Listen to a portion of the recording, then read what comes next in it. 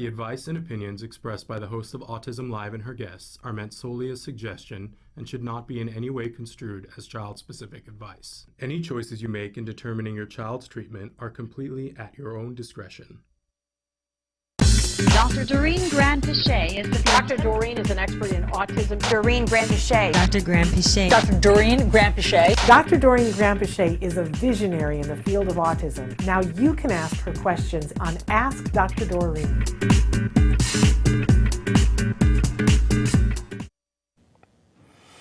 Good morning and welcome to Ask Dr. Doreen. I'm Shannon Penrod and I'm here live with Dr. Doreen Granpeesheh. Good morning. Today is Wednesday, October 18th. I had to check the date. Tuesday. Thank you. Sure. That should tell you everything that you need to know about where my head is at right now. But I'm thrilled. It's Tuesday, October 18th, and we're here live with Dr. Doreen Granpeesheh for Ask Dr. Doreen. Good morning. Good morning. How are you? Well, I'm glad to be back. It is so good to be back. We've had I think 3 weeks we were out, right? I have a feeling, yeah. It was a long time. Yeah, it was. Sorry to our dear. And I didn't. I think I said the day after because we were going to be back last week. Even though you can still hear it in me. We were going to be back last week, but you had. I was gone. So it was 2 weeks of you being ill, and then I was gone because, as some of our folks might know, I actually live most of the time in Florida, and my house was really badly damaged from Hurricane Ian. I'm so sorry. No, that's okay. Thank you. I appreciate that. But it's just like you go. It's just sad, but it's really, honestly, nothing. Right? In contrast to some of the stuff that we see our folks go through and our friends and audience and so on, it's not a big deal. It'll be another year of dealing with contractors, which is never fun, but it's life. I was saying to my husband how, I feel so badly for you and I can't relate. I've never had my house hit by a hurricane. Yeah. And I said, but just thinking of it on scale-wise, I know what it's been like. Twice I've had my purse stolen. Oh yeah, and that's awful too. And it's that thing of after, it's not just the purse, because it's just a purse, right? But there's stuff in the purse, and it's not just the stuff in the purse. It's that all the machinations that you have to go to make everything work again that was in your purse. Right. And I said, imagine your house. Yeah. Because the second time that my purse got stolen, I was like, oh, I know this thing, and it's going to be 6 months. And they've stolen my identity, and I'm going to have to file papers with the police and all those things.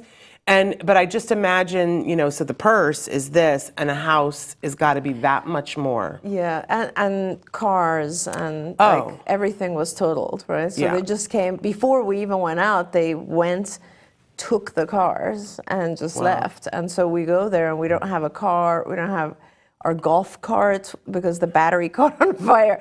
I mean, it's, but, and it had taken us 2 years to to remodel that house. So we were only there for 6 months before this happened.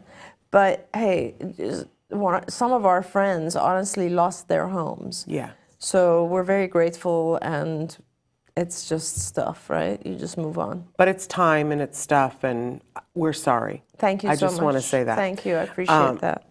And we're thrilled that you guys are here with us this morning. We see that some of you have already logged in. We're saying good morning to Liliana in Riverside. Hello to Dark Angel. Michelle, we're thrilled that you're here with us. Missy is here, and she says, hi, Dr. Doreen. That she loves your TikTok. Thank you so much, Missy. We all do. We love your TikTok. And Dark Angel says, sorry about that, ladies. And good morning to Susie B. We're thrilled that you guys are here with us live this morning and waiting for Parker. Parker, where are you? I miss you when you're not here. I literally, when I was in the thick of not feeling well. Amanda.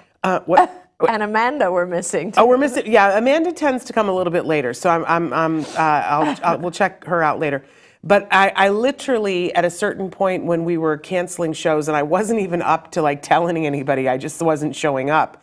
And I thought, oh, I need someone to tell Parker. Parker's gonna wonder why, because I said that we were doing shows, and then eventually we got a message to Parker. So Parker, we're back, and Dr. Doreen is back. So Parker, I just want you to know, on the day that I was the sickest, I was worried about you knowing what was going on. Love that. So Parker's there. Oh, Parker, I didn't know you lost your roof during Katrina. That's incredible. Yep. And how lovely of you to say that you can relate to what Dr. Granpeesheh is going through. And Cheryl, we're saying good morning to you as well. So we're live right now, as I said, on Facebook, YouTube, Twitter, and about a dozen other sites. At some point, Traven will put those up on the screen for you. Our fabulous Traven, who has held it all together. And you can watch the show live in all of those places, but he'll also give you some of the places where you can be watching us as a podcast or listening as a podcast. And I should clarify that if you want to watch us, you can watch back 12 years of episodes on YouTube. And right now, you can listen to the podcast on any podcasting platform that offers free downloads, because we want to make that free to you. The one place we aren't is Soundgarden, because that charges you guys. And so we've debated about whether to be there or not. If you guys tell us that that's your preferred place, then we will do it. We like to be free for people wherever you can find us. That's one of our guiding principles. We like to provide that free information and inspiration. So, but we hope that as you're finding information on whichever site fits your mood and your appetite, that you will share freely. One of the things that we have done from the beginning in 12 years of production on this is that we haven't spent big dollars on advertising at all, because we've counted on you guys to share with the people that you know that would find this interesting. I was just at a place in Seattle at a conference this weekend, and somebody said, how is it, you do this show? How long have you been doing it? I said, 12 years. And they said, how is it that we don't know? Yeah. And I said, I don't know. We are the #1 rated autism podcast. So we're not hiding. We're not like under a rock trying to make sure that you can't find us, but it's a matter of when you know, you know. But if you can share what you know with someone else and say, sometimes it just means putting their name into the chat for our show on Facebook, and then people see, oh, they were included in something, and they go, oh, thank you, and they don't have to go search for it. But we appreciate when you guys share us, like us, subscribe. Thank you, Traven, for reminding me. We're really doing a big push right now that we're changing up some of the things that we do on YouTube, and we hope that you'll subscribe to our feed on YouTube. It used to be that every time we put up a new video, you would get an email about it. And we're changing that up a little bit because we feel it's a little much, because then when you get something all the time, it's sort of like you start to ignore it. So we're going to be just giving you a notification of the highlights when we feel like there's something really particularly good. And that way there'll be a steady reminder in your inbox that you can click on, which takes you to the channel. Because I think that's the thing that you really, really want, right? But there are perks to subscribing to us on YouTube, because you'll be the first people to know when things are happening. So we appreciate that. Okay, I want to say, Parker says, we really need an Ask Traven or a Traven appreciation stream. Absolutely. Well, I love that. And Parker, anytime you want to ask Traven something, you go right ahead and do that. But yes, we do need a Traven appreciation stream.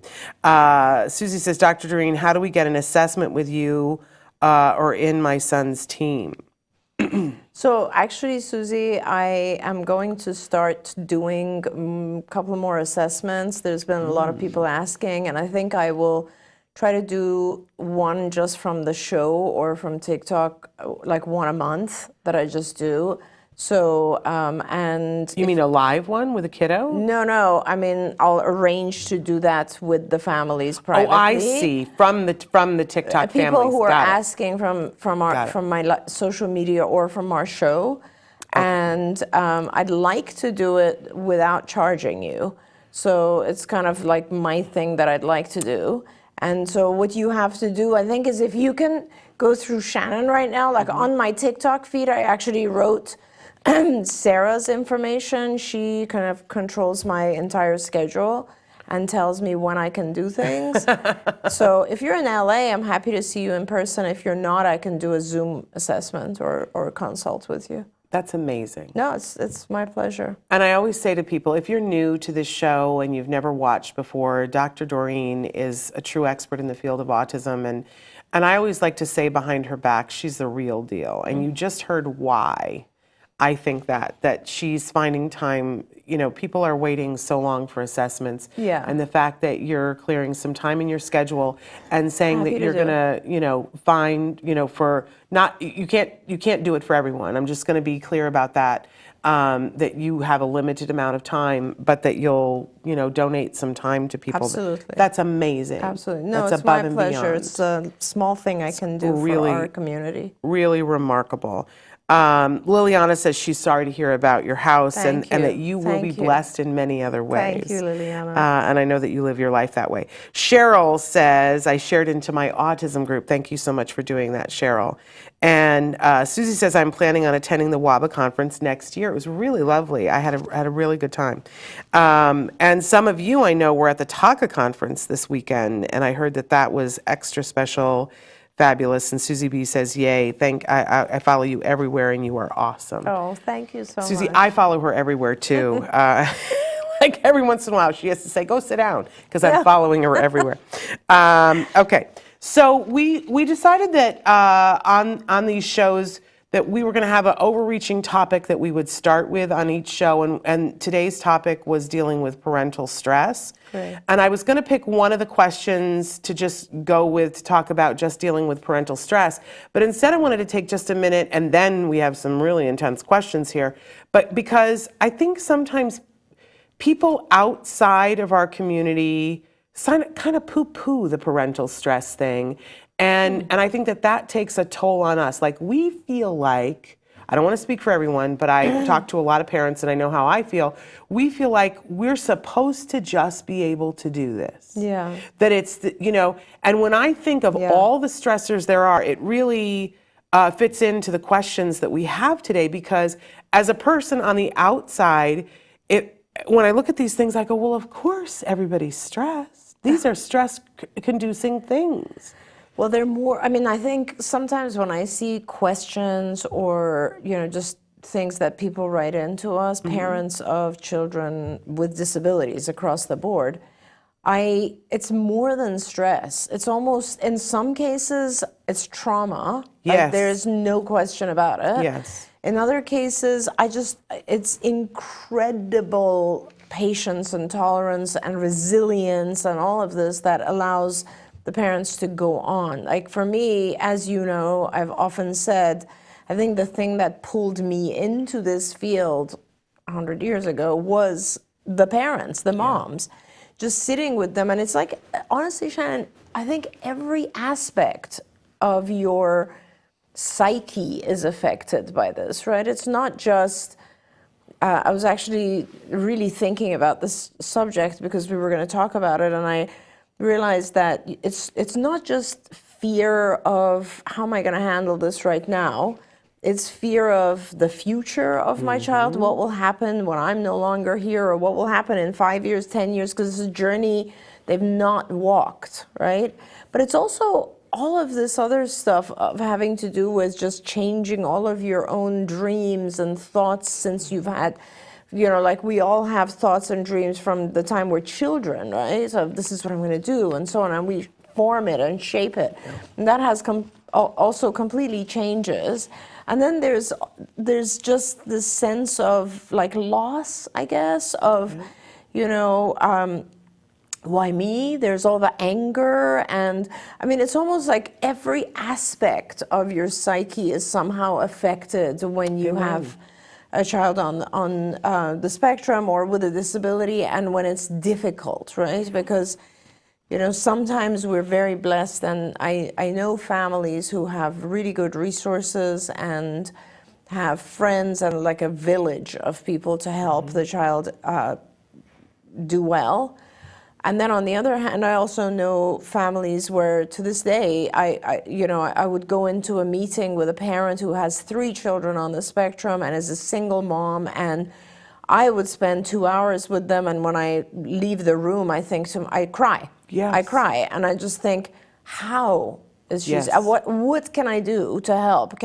She just needs respite. She just needs anything, Yes. And so to think, for people outside of our community to say, oh, come on, you're making a big deal of it, I think is just ridiculous. Yeah.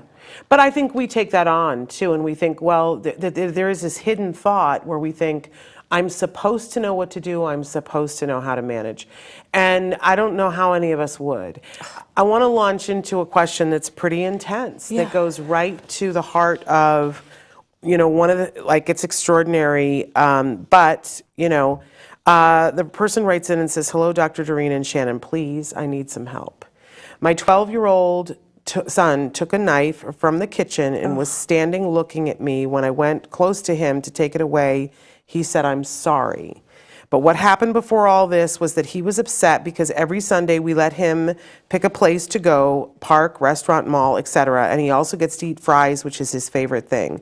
Well, the night before I checked his history on his tablet and found cartoons that he knows he can't watch. Because in these cartoons, they show very inappropriate behaviors like beating people and cursing.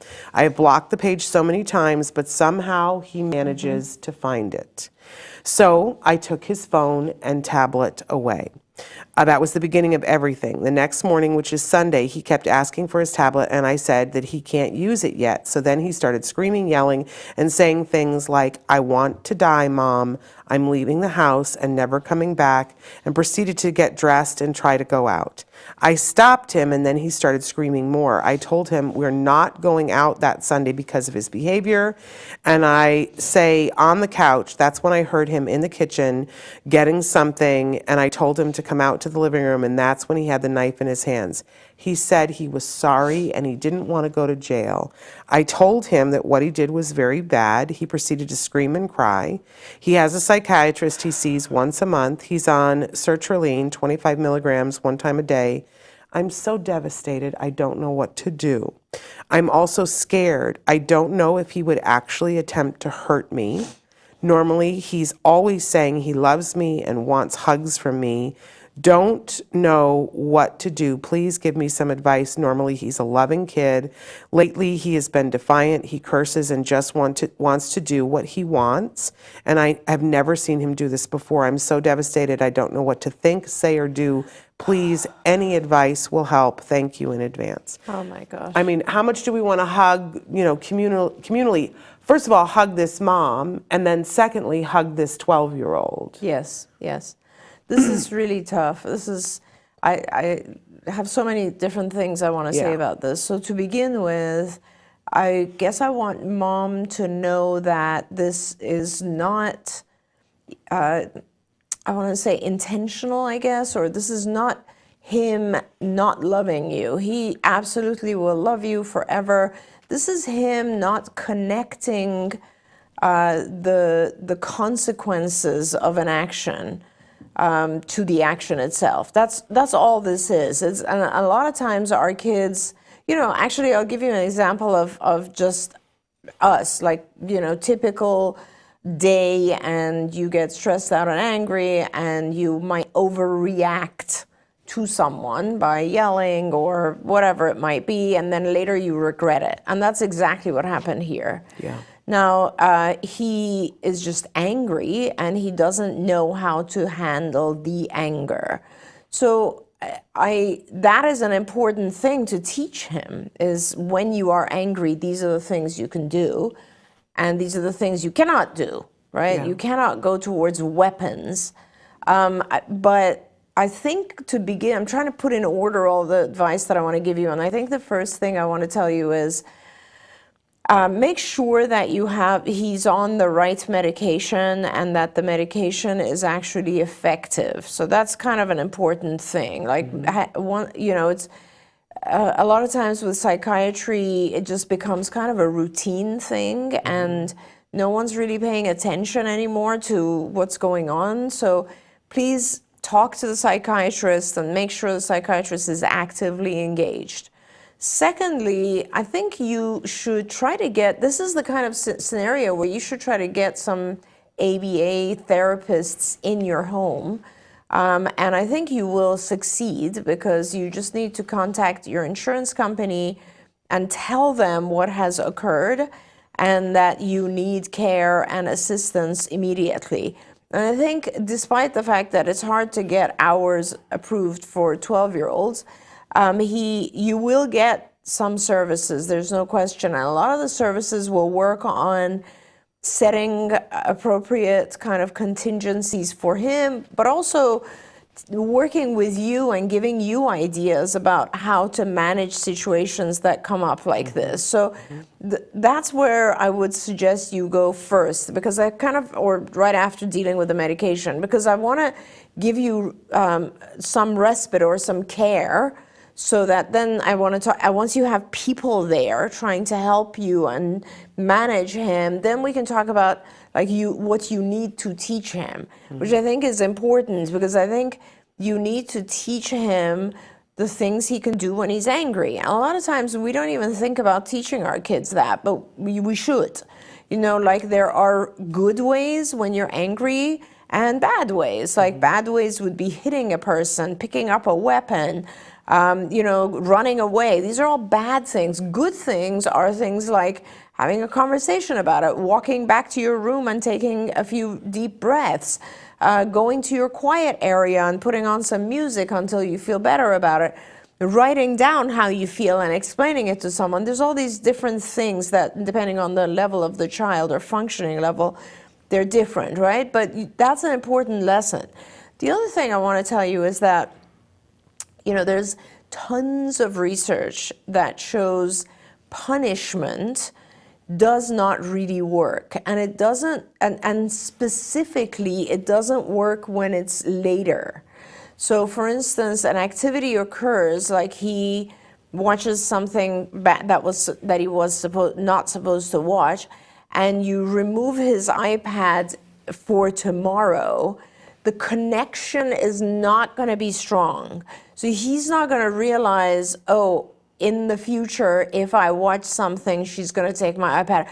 That's just going to be something that's so far in advance that it's not going to have a conditional backward connection. It's just how conditioning occurs. So one of the things that you could do going forward is that every time, even put on his iPad a note that pops up that says these places are not allowed. Just something that's an antecedent control. So or you can even remind him every time you give him his iPad, where are you going to look? Where are you not allowed to look? Let's just discuss where you're going to be. And of course, check it more frequently. Check it every day, several times after every session that he has it. Maybe take a look and just look at the history and see where he was, because it's important to have that connection closer. A lot of times we think that, I told him not to do this. Our kids don't, it just doesn't work that way, right? And also ремember, if you're getting to the point where you're restricting something, you always need to reward something else. So you want to make sure that when he's on the right pages, when he's in the right areas of the online, give him a lot of reward.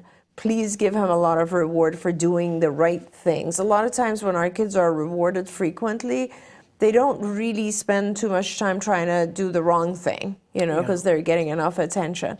But this is a really, really hard situation, and I really just want to, give you a hug, but also really strongly suggest that you try to get some ABA resources into your home pretty fast. One of the things that I want to bring up when I read this, and I want to preface it by saying that I'm not saying that this mom did anything wrong, because we do what we do in the moment, and I'm never going to get a Parent of the Year award, not ever. And if you saw some of the things that I do, you would be like, oh, well, no wonder why she's not going to get a Parent of the Year award. But one of the things that you taught me, and you talk all the time about, it has to be fair, it has to be fair.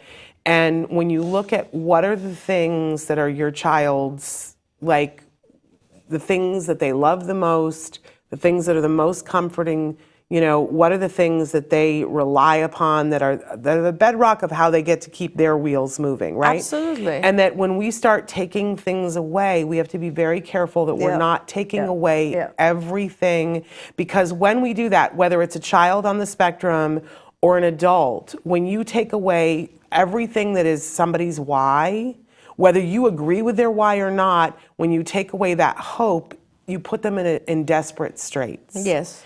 And And I find it significant because I'm always trying to think, you guys always said to me, all behavior is communication. And so I always try to think, 100%. what are you communicating? And what he communicated in that moment, I'm not trying to poo-poo this at all. I think it would shake any parent to see your child standing there holding a knife. But what he immediately communicated was, I'm sorry. I'm sorry.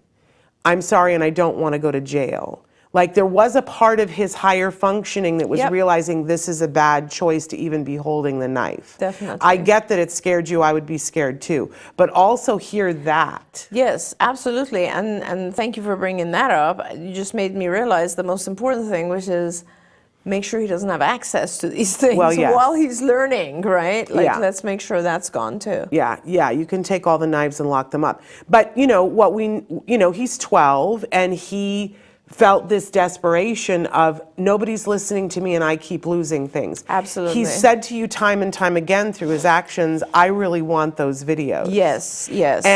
And I'm with you, like I was like that parent that was deleting things off the thing and my kid was finding it anyway. But, looking at what is it that he wants from it. Yes. And making the decision about, is it something that I can give to him in a different way? Exactly. Because he's getting to 12 is still a place where you can hope to control it, but not really. But eventually he's going to be an adult and you're not going to have any control over what he looks at. And do you want to, at this point, keep eliminating it and keep checking it, have a conversation with him about what is it that he loves about those videos and how can he get it someplace that's a little bit nicer? Or do you want to help him to start to deal with whatever the feelings are that he's getting from watching these? Because, for years people watch Tom and Jerry, and I'm sorry, it's so inappropriate. If you watch it now, you go, it is so inappropriate. Yes. And everyone did not become an axe murderer from watching Tom and Jerry, right? Absolutely. So, like sometimes you have to look at it and have a conversation with him about what is it you like about this. But I hope you realize too that what you've done that's wonderful is you've put in this Sunday ritual that he goes to the park and he gets to have French fries and he gets to choose where he wants to go. Absolutely. I would be very careful about ever taking that away from him. Absolutely. And you guys always taught me that sometimes things go south, but you always want to have an opportunity for them to earn what is important back to them. Yeah, definitely. Always. That Shannon, if you think about it, that's all of us. Yes. Right? That's just human keeping behavior. It fair. Yeah. And there were times when, because I think we're all geared for punishment. And I can remember a time when Jem did something and I warned him. I said, you do that again and you're going to lose your Legos for the day, because that was his currency. And he sort of looked at me and was like, and he ddid it again. And I went, sure. That's it. The Legos go away for the day. And it was like 10 o'clock in the morning and I realized my day is completely, foobarred. And I was like, this is going to be a day of hell. But I remembered that you guys taught me that I had recourse from there. I had already taken them away. I followed up on what I said, and then he was hysterical. He was like, no, I can't do without my Legos. And that I was able to set up a contingency. And I said, well, you want to earn them back? Here are the 8 things you have to do to earn them back. And he got busy. Yeah. And he earned them back and we were right back on track. Yeah. That it can never be this final, no, it's over, you lost it forever. That doesn't work. It just doesn't work. And it's honestly, sometimes it's just more productive for you and for your child if they have opportunities for success as opposed to opportunities for failure. That's right. That's right. And if our guiding light is to keep it fair, his life has to be fair. Absolutely. And if what he loves is those videos, I think we need to crack the code on why. Give him opportunities for those. Yes. Yeah, and also, that's a very good point, Shannon. It's like, what's in those videos? Yeah. I mean, sometimes, to be honest, like when I look sometimes at the stuff that my son even is looking at or playing, it isn't something that you don't need to even figure out the reason. It's just very brutal, right? And it's like, I don't want my kid watching that stuff. And it does have an effect on the brain. Yeah. So, but you just need to make sure that there's plenty of other stuff as well that's going to have a positive effect. There we go. Dark Angel says, it's so sad to see your own child become aggressive. It kills your soul. It does. 100%. It does. But we can work our way back from that. Parker says, here's a question. I'm going to a dietitian tomorrow. Me and my dietitians don't mix. I can't stand when people try to change my eating habits. I'm going for medically controlled weight loss, and it's needed by my whole medical team, but I'm afraid of lashing out, or if I get told I can't eat my favorite thing anymore, I might have negative behavior. Yeah. I know they are doing it for my own good, but I don't like being controlled, and I don't want to embarrass my mom and my stepdad. Please help me. Bless your heart, Parker. So I love that, Parker, and thanks for what a timely question, because I mean, you bring up a really good reminder, which is for all of us, one of our there are two types of there's multiple types of reinforcers, but there's secondary reinforcers and primary reinforcers. And secondary reinforcers are all the things that are associated with primaries. Like, for instance, money. Money is a secondary reinforcer because on its own, it's just a piece of paper or a coin. But the reason that it's reinforcing or rewarding is that we can buy things with it that are primaries. And what are primaries? The most important primary is food. Yeah. And so we become very, defensive when someone tries to control our food. It's a natural response because it's what our lives depend on when you go back historically, right? So knowing what you know, Parker, like knowing, as you know, you're very aware, you're someone who analyzes behavior. I want you to go into this meeting realizing that this is for you. All of those people are there for you. They're not forcing you to do something, they're assisting you. It is your choice. And I assume the reason that you're going there is because you want better health. I don't know if it's because the diet is important for your weight, for maybe cholesterol, for just gut functioning, for inflammation, whatever it is. It is something that is going to make things better for you. So you're choosing this, or before you go, choose it because it's for you. It's not forced on you. It's something that you are choosing because you want to have a better life. You want to have a better day-to-day existence and health, right? So that's one thing. The second thing is just tell the doctor or the nutritionist when you get there, tell them I'm really sensitive to this issue around food. I don't like people telling me what to eat or not eat, so I'm going to be defensive about this. Please help me get through this. Like, just tell everyone, tell your parents, tell the dietitian that this is the way it is. And then take it and make it fair. Sometimes dietitians or our parents forget or don't realize what you need in order for it to work. When we do diets, I often, if I'm gaining weight and I want to lose weight, I will set a time frame for myself and I'll say, okay, I'm going to do this diet, which I know works for me. And the reason that it works for me, by the way, is that it allows me to have sweet protein bars, which is a thing for me because I have a sweet tooth and I need to have sweet in my mouth every few hours. So all of this is fine with me, but I can only do it for 5 days. And then after 5 days, I will have 1 day where I don't restrict myself. You have to make it fair for you. I mean, one of my friends actually just recently did a 30-day liquid cleanse, and I would have killed myself. I can't even think about a liquid for 30 days, just drinking liquid, right? And she lost tons of weight, but I couldn't even do that. Yeah. So you need to tell your mom and stepdad, you're not embarrassing them if you explain ahead of time that you are aware that you become defensive over this issue. It's a very, very normal, natural process, and tell them to help you get through it.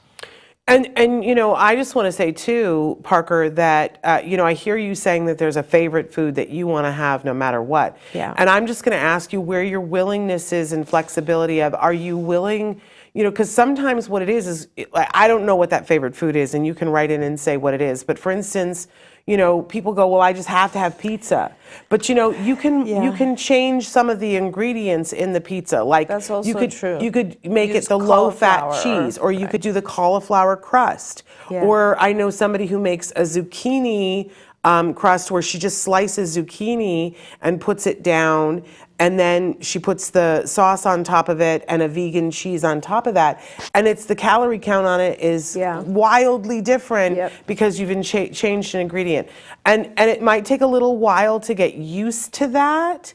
But you know, it really becomes like, what is the thing about the food that you want? Is it the flavors? Is it the crunch? Is it the whatever? Is it just the sense of security sometimes? Yes, because I'll bet you that you can get it in a different way that's healthier for you. Sure, absolutely. Like I love hearing that you're a sweet girl. I'm a quantity girl. There you If go. I had to live on one of your protein bars, I would run screaming into the street with my hair on fire, because I'd be like, no, you need to put I just need lots of it. like you know, put a pound of raw cauliflower in front of me, and I'm happy. There you go. There and you I'll go. nosh on that forever. But give me, you know, a Everybody sweet has a treat. I'm going to different eat thing. 30 of those protein bars. Everybody It's has not a gonna different happen. thing. Yeah. But you know, the basis of this, and this might be useful to all of our viewers, is as human beings, we will always select something that's going to be a short-term reinforcer before we select a long-term reinforcer. And that's just life, right? And that's one of the things we learn as we're growing up and maturing is the difference, right?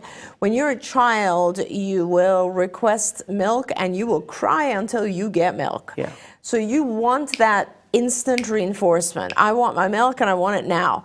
Or I want to go out and I want it now. I want that toy in the store and I'm going to cry until you get. So it's kind of like short-term rewards, right? Yeah. But when you get older, you learn to adjust because there are not that many short-term rewards in life, and most rewards are long-term. So you go to work and you will wait 2 weeks to get paid. You know, you will go to school for whatever, 4 years or so in order to get a degree because that in the long term will help you get better jobs. So it's kind of like we become all about long-term reinforcers. What you have to do here, and in all cases where it's hard, like I use this example a lot of times with parents because they let like when the child is screaming or tantruming, you'll let the child come and sleep with you. Because in the short term, that's very rewarding. You don't have to deal with the tantrum that night. You know, it's comforting to have your child. You feel safe, they feel safe, etc. But in the long term, it's not at all good. And a lot of times, we choose reinforcers that are short term good, long term not so good, like food. Yes. You know what I mean? And because we just don't see the long term. And if there was a way that you could keep reminding yourself of the long term, like in other words, hey, if it's for cholesterol, let's say, watch your cholesterol go down, like go every week and see a doctor and check your cholesterol regularly. Or if it's for weight, make sure that you are watching your weight and so on. Because connecting it to this is what I want to feel like, this is what I want to look like, this is always going to help. One of the talks this weekend at the conference was about exactly this topic, about finding the balance of short-term reinforcers and long-term reinforcers, and that is the only compassionate way to treat. Absolutely, and it's the only way that succeeds. Yes. Shannon, if you think about yourself, ourselves in life, if we only have long-term reinforcers, we're going to lose our minds. That's right. The short-term ones that we get are like, hey, every afternoon, evening, I'm going to sit down and watch a favorite show. Yes. Or whatever it is. Those are the short-term ones that keep us going. And if we only have the short term, that's not good. And if we only have the long term, it's not good. Exactly. So, anyway, well, Nick Kelly here wants to open a can of worms that we'll see if, I don't know if you and I will be in agreement on this one. How do you feel about older children watching younger programs? We're big believers that we have to keep trying to keep our child moving forward, as autistics tend to be immature as they grow up. It's kind of interesting. I haven't really thought about this one in that much detail. I think I am okay with it. I think it has to do with the amount of it. Like, I feel like, you know, hey, I'm almost 60, and I'll still go back once in a while and I'll watch like a rom-com that I used to watch when I was 20 or whatever, right? Yeah. My daughter, who's 21, will still occasionally love watching a cartoon, you know. So I think I'm okay with it as long as it doesn't dominate the individual's life and the world, because I consider it to be a reinforcer, a reward. And I don't think we define each other's rewards. I don't think we should. Yeah. Because I feel like everybody has a different thing they want and like. Yeah. And if I start to say this reward is okay and that reward is not okay, I'm taking away the power of the reward. I agree. For me, it comes down to a couple of different things. Exposure. That there's a period of time when kids are younger, when they only know what they know. And so if they love Thomas the Tank, and Thomas the Tank is everything for them, I don't believe in taking that away from them, but I do believe in exposing them to other forms of trains. Yes. And showing them other forms of trains and seeing if you can make that broader. And with some kids that works, and with some kids it doesn't. Yes, some children it becomes, like Thomas the Tank becomes the obsession. Yep. And that's when I say put it away for a while. Yeah. Because anything that becomes an obsession is going to take you away from all the rest of life. Yeah. Because you're so obsessed with that one thing. Yeah. And unless you can, and that's true of honestly anything, you guys, like if you know, if you're obsessed with shopping all the time, if you're obsessed with watching TV all the time, whatever it is, right? You need to reduce it to a point where the rest of life can happen. Yeah. And if that, and that's the only issue I have with it. But I think that, and so, you know, I think that a lot of parents, I mean, I've heard the tale of the parent who, her son was obsessed with Thomas, and so her therapy team said, this Christmas don't give him any Thomas at all. And that the whole Christmas was ruined, and that her Christmas was ruined, his Christmas was ruined, he tantrumed and everything. And I believe in a little kinder, gentler, that, you know, I think you can give one, but I understand, and that we try for exposure to other things. But I think by the time somebody is older, and when you say older, I don't know how old you mean, whether that means 11, 12, or 22. But I know lots of adults on the spectrum and not on the spectrum that are adults that are obsessed with something. Yeah. We laugh hysterically about the fact that when my son was little and watching certain things on TV, he wasn't necessarily really into anything, but my husband got really into the Teletubbies to the point where there was a day when we were trying to get out the door to go to something and we were like dressed up. He was in a suit and I was in a dress and heels. That never happens. And I was like, babe, we got to go. And the TV was on and it was Teletubbies. And he was like, but it's a new one. And I was like, I need to check your temperature. It's the Teletubbies, and it will replay 22 times. But then I went down the Doodle Bops.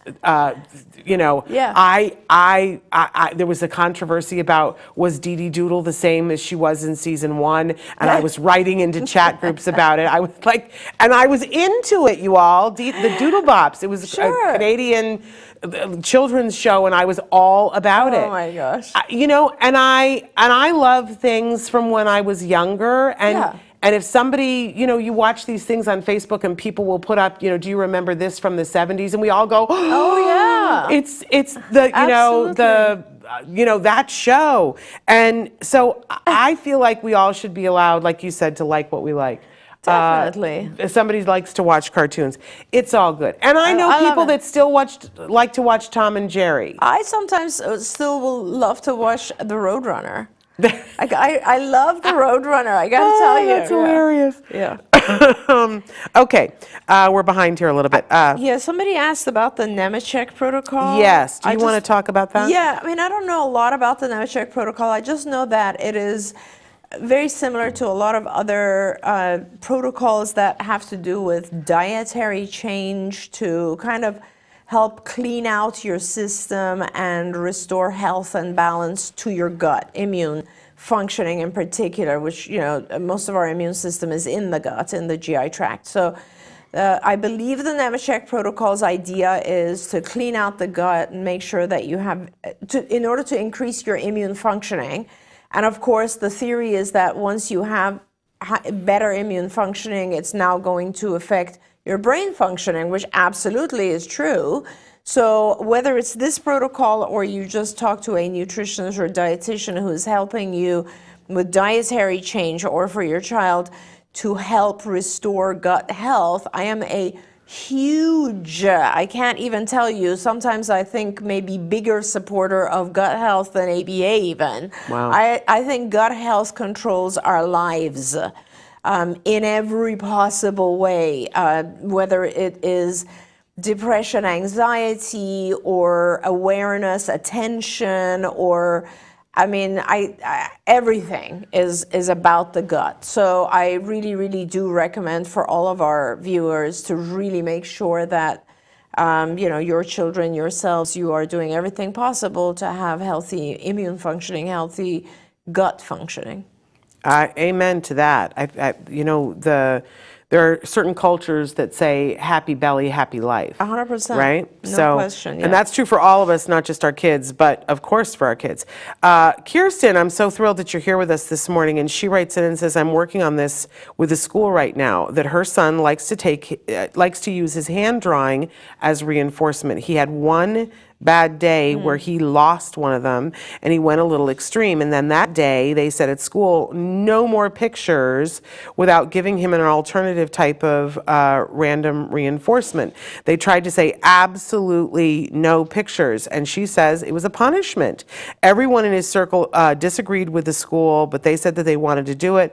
I've been taking a lot of data. This happened a week ago last Friday. And she says, I've even been recording his behavior for his transitions from home to school to show how much of a change they made has a trickle down to our day-to-day life. Yeah.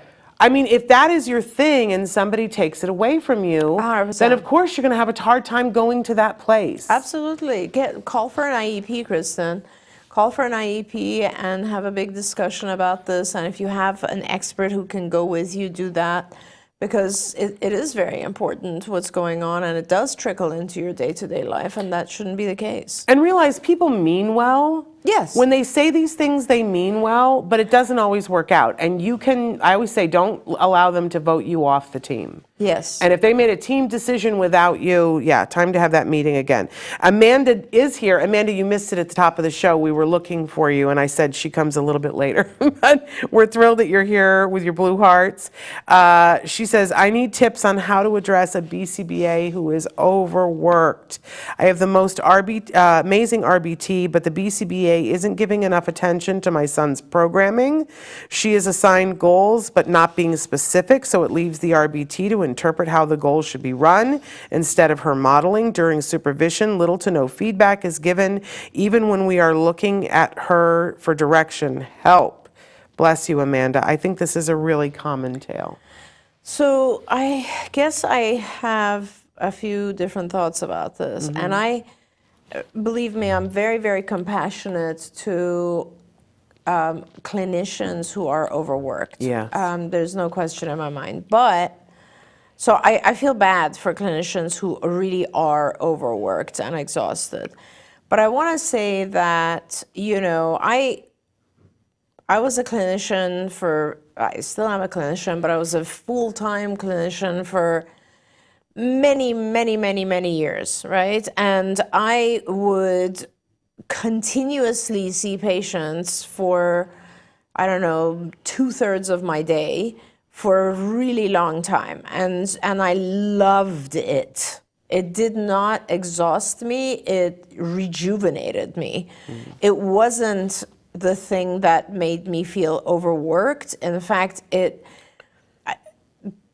so funny, Shannon, because every time I'm we're getting older and I'm tired and I don't know if I want to get heavily back into certain things or not. And then I get involved with a patient, or I'll just sit with it, and I don't know how time flies. It's still the most fun thing in my life is to help families, talk to patients, see kids.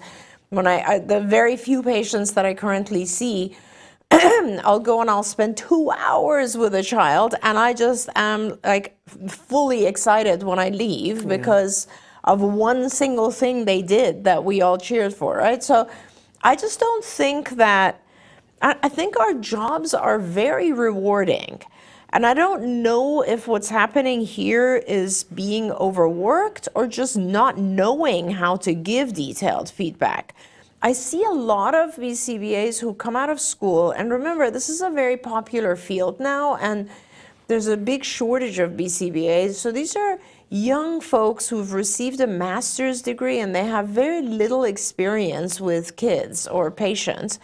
And they come into this world, and maybe some of them have not even been an RBT before, or they've not even been a behavior technician.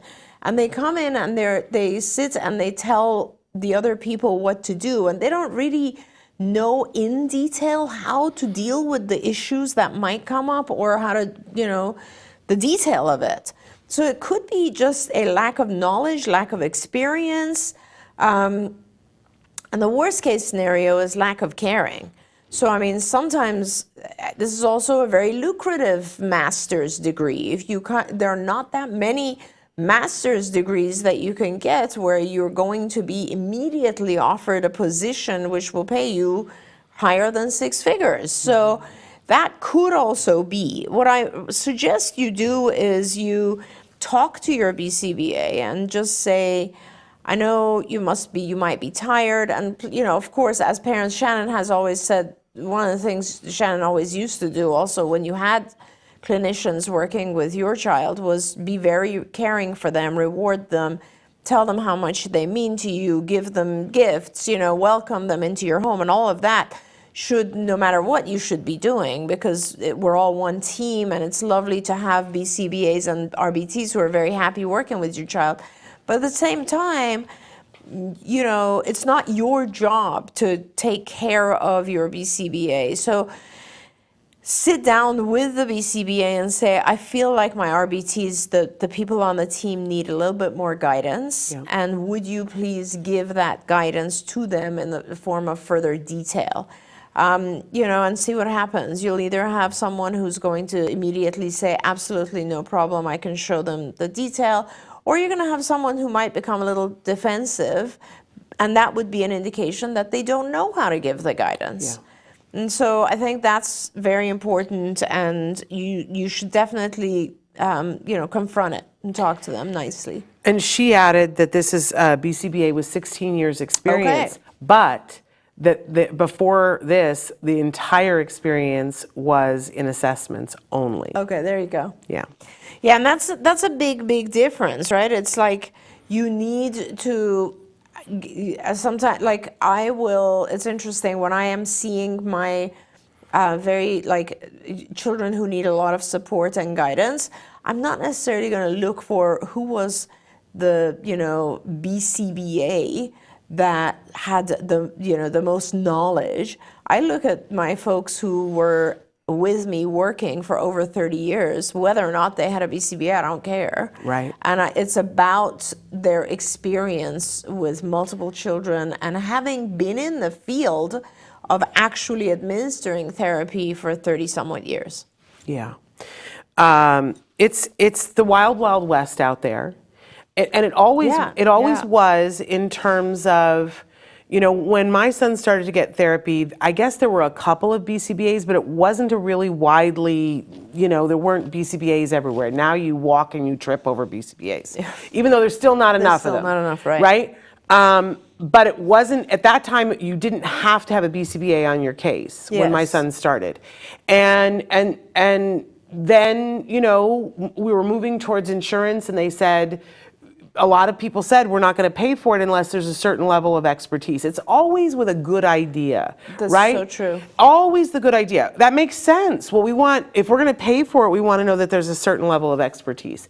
But now, in the last couple of years, I see that universities have really been pumping out the BCBAs because the field needs them so desperately. But a lot of times the experience working with autism isn't there. They have experience doing something else, and working with children, the experience is not there. Or or really no experience. I mean, I'm hiring BCBAs right now for some of I'm trying to help set up some clinics in the Middle East. Yes. And they're very short on BCBAs, so they will hire BCBAs literally straight out of school, like as soon as they become a BCBA. And I love these guys, but I'm having some of the experienced RBTs train them. Yes. Yes.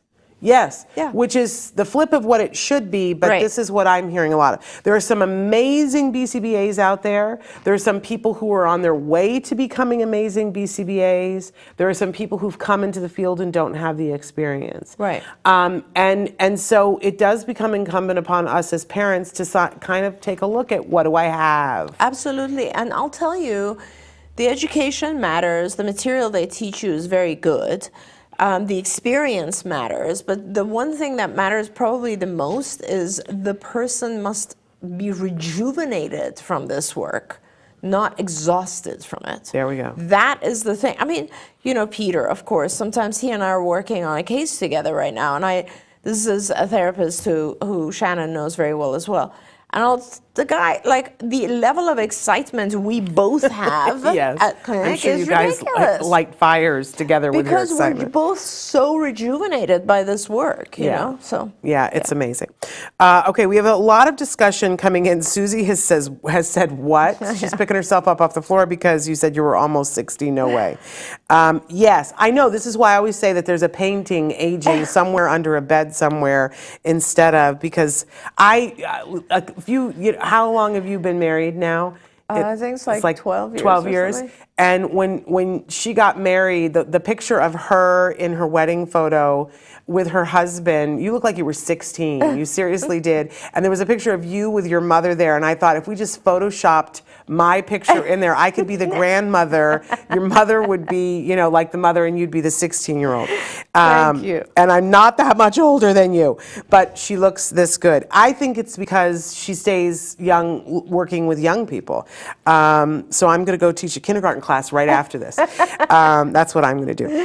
Okay. So, but we have a lot of people writing in about weight issues now and about gaining weight after your child is diagnosed. Yeah. And we have 12 years worth of videos here that you can watch my weight go whoop, whoop, whoop, whoop, whoop. Well, and whoop. me too. I mean, I gotta tell you, like, each of you, I think it's really, really important to find the diet that works for you, and then to, like, get a coach or someone who can help you through it. And different things work for different people, and the body is really interesting.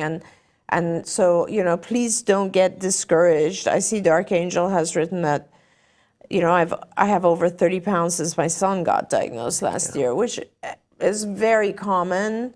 You know, when we have extreme, one of my friends lost a parent, and honestly, she gained tons of weight after that. And I think it's just because we're trying to it's the reinforcer thing, right? Yeah. You're trying to reinforce yourself because all of a sudden your circumstances have become more aversive. Yeah. Well, and if other reinforcers have gone, you go to the things that you know work. Yeah. And I would lovingly say to all of you, don't beat yourself up. When your willingness is there, you'll find the thing that is Absolutely. right to do, and that it is possible to lose that weight. I want to lovingly say to all of us, myself included, that this last time I let it get way out of control, and before I let it stop, because that's just where I was at. And I'm on my way back down now, but it's not easy, and the older you get, the harder it is. But it is possible, and it feels so much better. Oh my gosh. Feels so much better. We inherited a dog during COVID because my dear friend Joanne Laura passed away, and she has a dog that when I got the dog was so overweight that it could barely walk. It's lost weight. Yes. But you know, when we would start, and we have to carry the dog up the stairs at night because it can't go up the stairs itself, and we were wheezing at the top of the stairs carrying this thing, and now I can pick up this guy. Now he's lost weight, I've lost weight too, and we jog up the stairs, and it's like, what happened? I know. We're not carrying 2 extra bowling balls with us. I know. It's amazing. It's so much easier. It is. And I saw Parker's comments about, Yes. you know, health and those issues. And Parker, let me tell you, I lost weight over the last year because my back was hurting so much. And I tried so many different things, and I thought, you know what, let me just lose some pounds and see if it helps. And it was a tremendous difference for me in regards to my back pain. So there's always, when there's a health issue, and I know, Shannon, you had kind of a health prompt too. Oh. When you have that, you take control of it. Don't feel like someone's forcing you. It's your life. and you can take control of it. And I also see that Parker said that it's Mexican food that you really like to have. But, you know, they've made all kinds of things now that you can have that, like they have even tortilla chips Oh my gosh. that are grain-free, that are protein. Yes. So, you know, there are accommodations that you can make. You know, I see that you have a texture that you like, but it comes down to, you know, what are you willing to be flexible on? Not give up, but what are you willing to be flexible on? If the texture was slightly different, but you would feel better, and not just physically, because you will feel better physically, but you'll also, when you take control of something, Right. you feel better mentally and emotionally, and your Absolutely. self-esteem goes up through the roof. And also, Parker, what is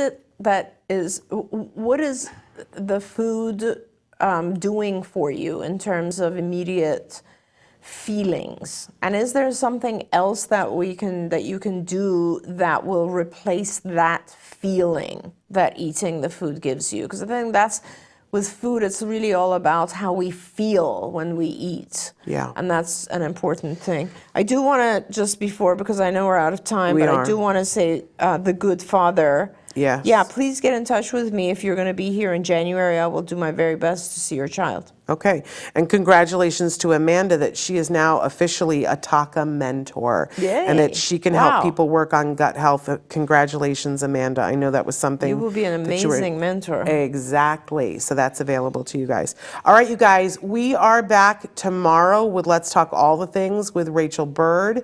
And then we're here on Thursday with Let's Talk Movies. Oh, there's things I'm going to go off on. If you've watched that blonde thing, I'm going to go off on that horrible piece of papeete.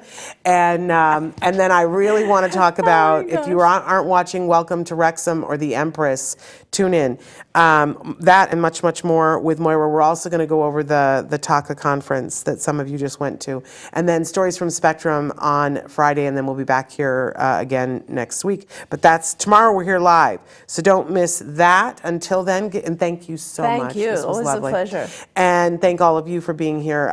We'll see you tomorrow. Until then, give your kiddos a hug from me and one for you as well. Bye-bye for now.